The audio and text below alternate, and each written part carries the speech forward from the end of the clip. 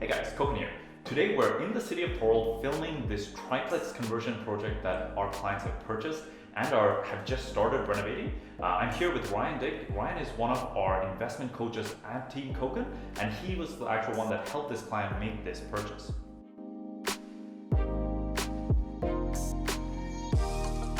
Awesome. So yeah, we got this project about 2 months ago. We just closed on it last week. Our client was looking for a project where he could do a lot of value-add renovations. The client that we have here is his father's an experienced contractor. He's had some experience in contracting work and has a lot of contacts in the trades industry. So we were really looking for something that he could really maximize the potential by buying it really low in a very nice neighborhood and allowing him to add money into it to really increase that value so we can refi that out and build some equity. So this is actually the first conversion project that our team has done in the city of Thorold. Ryan, why don't you share why we've decided to venture out this way, and how has it been doing this first project out here? For sure.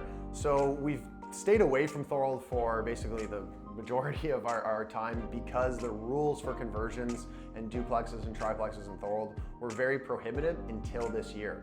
So some of you guys may have heard about this Bill 23, which came into effect in January of this year, and it really was a game changer for being able to do this in Thorold. So Bill 23 came into effect at the beginning of this year, which has allowed us in any city in Ontario that has 3 parking spaces to do 3 legal units. And one of the big factors that changed is we were doing 3 units in other cities, but now there's no development fees to do 3 units. So that's a big plus for doing this here in Thorold.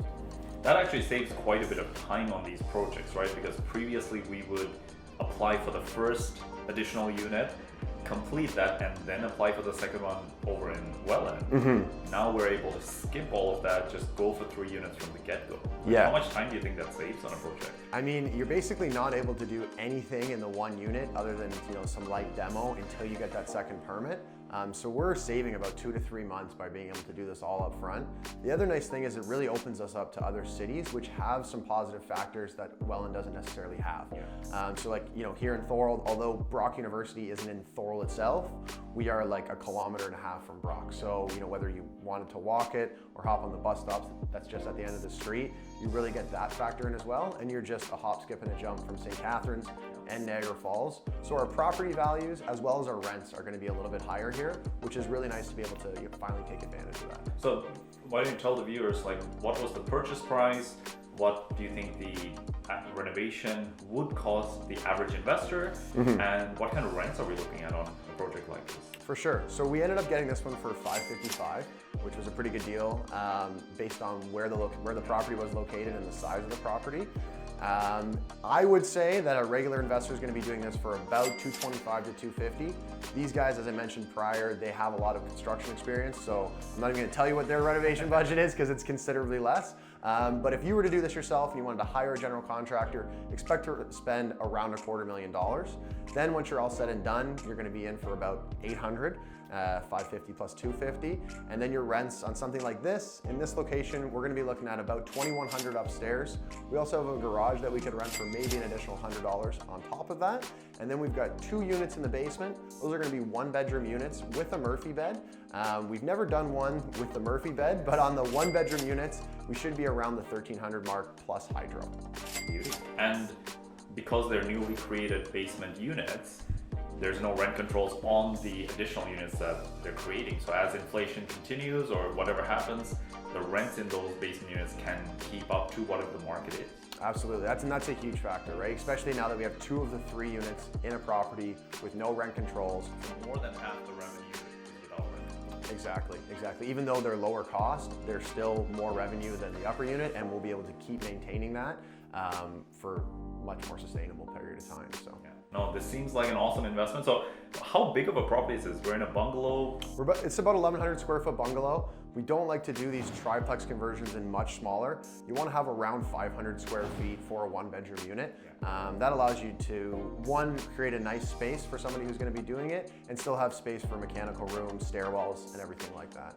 Awesome. So why don't we go check out the basement unit, or what will become the basement unit? Yeah, let's do it. All right, we're in the basement right now. And as you can see here, I'm 6'3". We still have a decent bit of ceiling height above me here, so that's something that we definitely look for with these type of projects, right? Especially a triplex conversion has actually different rules than a duplex conversion for height requirements. So for a triplex conversion, we need 6'9" as our minimum. You can have a little bit underneath the ducts, but the majority of the space needs to be at least 6'9". Here, when we go to the unfinished area without these drop-down ceiling tiles, we actually have just over 7 feet, so plenty of space for a little bit of a buffer there. So tell us about a bit of the requirements. So you've already shared we're putting in 2 one-bedroom basement apartments. What does the city make us do to allow us to do that? For sure. So if you're looking for a property to do this yourself, there's going to be a few things that you're going to need to consider. First and foremost, you need 3 parking spots. In Thorold, Welland, St. Catharines, Niagara Falls, any of the cities that we work in, those parking spots just need to be legal parking spots. So they can be in tandem, they can be side by side. It doesn't matter as long as there's 1 parking spot for each unit. The other thing that's going to be really big is you need to have 3 entrances if you're going to do a triplex. So in this case, we already had 2 entrances. We had the main front door, and then we had a back entrance, which we were going to be using for the 1 basement unit. And then we've actually taken a little bit of space from a very large bedroom to add an additional unit without doing a basement walk-up. And why did they do it that way versus, you know, the typical digging down and putting a side entrance? For sure. So digging down and putting a side entrance does have some benefits in that it allows more space in the units themselves because you're not taking away from the units with a stairwell. That being said, cutting a door exteriorly and adding a stairwell is, you know, a couple grand. Whereas if we're digging, adding concrete and putting in a proper walk-up, we're going to be looking in the 20 to 25,000 nature. So saving that about 20,000 is a huge factor, especially if it's not going to materially affect the units. Also from a safety perspective, like you're not going to get as much slip and falls in the icy conditions with an exterior staircase, right? So there's some benefits to it. For sure. Cool. So we have 1-bedroom units. Tell us about some of the features that this client in particular is going to be putting in to really, you know, get that top dollar in, right? For sure. So first and foremost, there's going to be lots of natural light in both the bedrooms and the living area. This is huge when we're doing any type of basement apartment type thing. We don't want it to feel like a basement apartment to the end, to the renter at the end of the day. So that's going to be one thing that we're looking at. Another thing that this client's doing that we've never done before, which I think is actually really neat.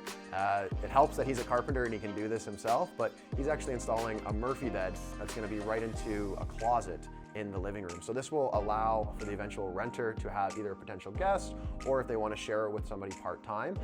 So to be able to have 2 beds that fold up and don't look like we're jamming 2 very small bedrooms or having a bed in the living room is really a value add for the end of the day renter. 100%.